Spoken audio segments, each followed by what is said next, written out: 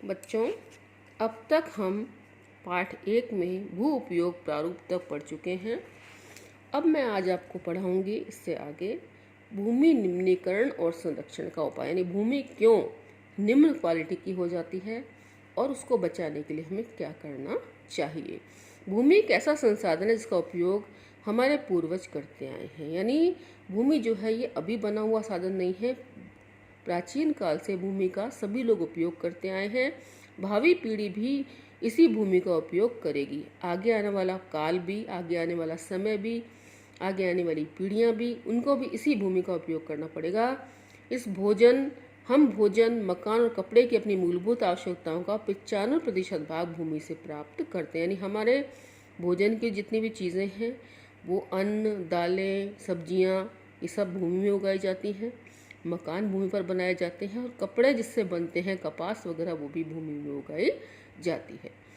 मानव कार्यकलापों का न केवल भूमि का निम्नीकरण हुआ है, बल्कि भूमि को नुकसान पहुंचाने वाली प्राकृतिक ताकतों को बल मिला है। यानी मनुष्य ने कुछ ऐसे क्रियाकलाप किए हैं जिसके कारण भूमि कमजोर हो गई है। भूमि की क्वालिटी जो है, भूमि जो है निम्न कोटि की हो गई है। और सबसे बड़ी बात यह है कि भूमि निम्न कोटि की होने के कारण जो कई ऐसी प्राकृतिक आपदाएं आ जाती हैं, प्राकृतिक ताकतों को बल मिलता है कि वो जो है भूमि का और निम्नीकरण कर दे। परिणाम क्या देखो, अभी आपने बेटा देखा होगा कि कितना पानी कम हो गया है ज़मीन के नीचे। हम सारा पानी बोरिंगों के नीचे ज़मीन से खींच रहे हैं। भूमि खोखली होती जा रही है। भूमि के नीचे प्लेटें पाई जाती हैं, परतें पाई जाती हैं। जब वो परतों के बीच में गैप आ जाता है तो भूकंप आते हैं। आपने देखा होगा, बार बार कई बार सुना होगा कि आज भूकंप आया, आज आसाम में भूकंप आया, आज यहाँ भूकंप आया। उस भूकंप की वजह है मनुष्य। इसी प्रकार मनुष्य ने जमीन में से सारे पेड़ काट दिए।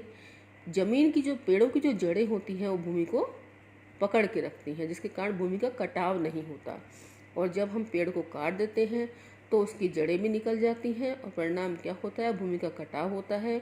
और बारिश के दिनों में बहुत ज़्यादा मात्रा में पानी भर जाता है और उसका परिणाम ये होता है कि जो पानी है वो बह बह कर नदी नालों में चला जाता है।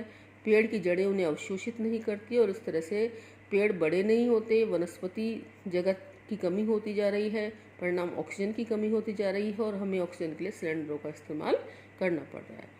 इस समय भारत में लगभग 13 करोड़ हेक्टेयर भूमि निम्नीकृत है, यानी 13 करोड़ हेक्टेयर ऐसी भूमि है जो कि लगभग बंजर है, निम्नीकृत है। उसमें फसलें उगाई जाती है तो वो अच्छी पैदावार नहीं होती।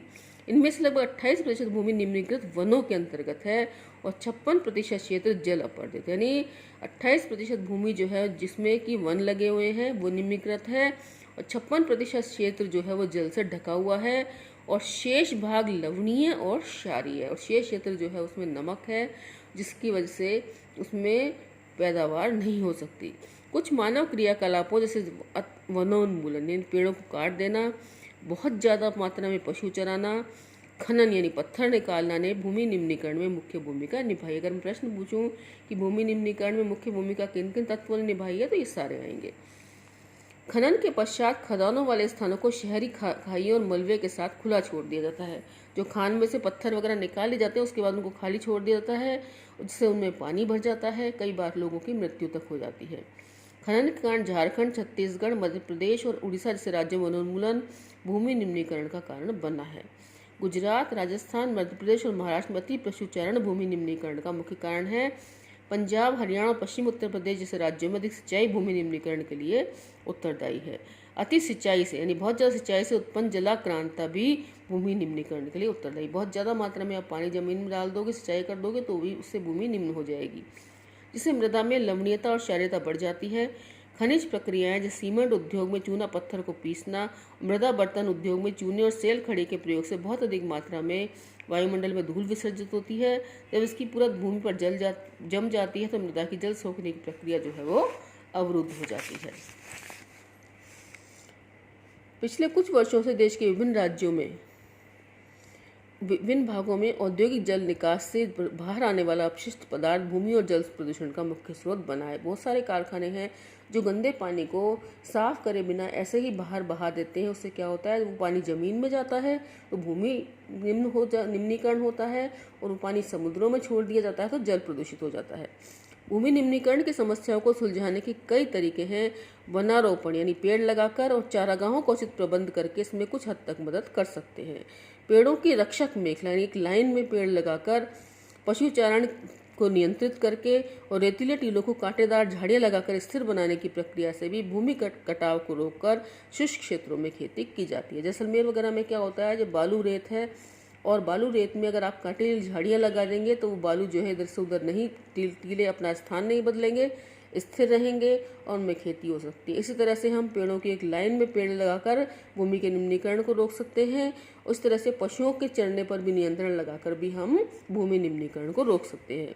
भूमि कटाव की रोकथाम शुष्क क्षेत्रों में की जा सकती है।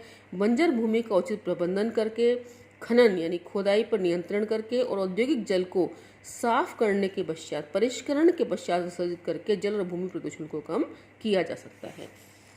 अब मृदा संसाधन यानी मिट्टी। मृदा मीन्स मिट्टी। मिट्टी भी एक प्राकृतिक संसाधन है। मिट्टी अथवा मृदा सबसे महत्वपूर्ण नवीकरण योग्य प्राकृतिक संसाधन यानी ये दोबारा बन जाती है।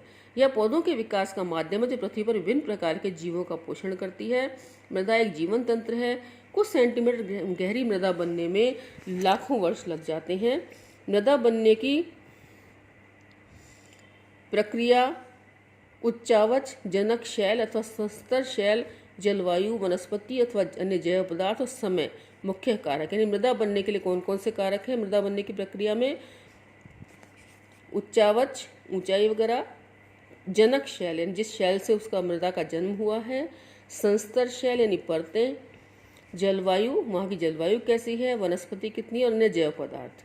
प्रकृति के अनेक तत्वों जैसे तापमान परिवर्तन, बहते जल की क्रिया, पवन, हिम नदी और अपघटन क्रिया आदि मृदा बनने की प्रक्रिया में योगदान देते हैं।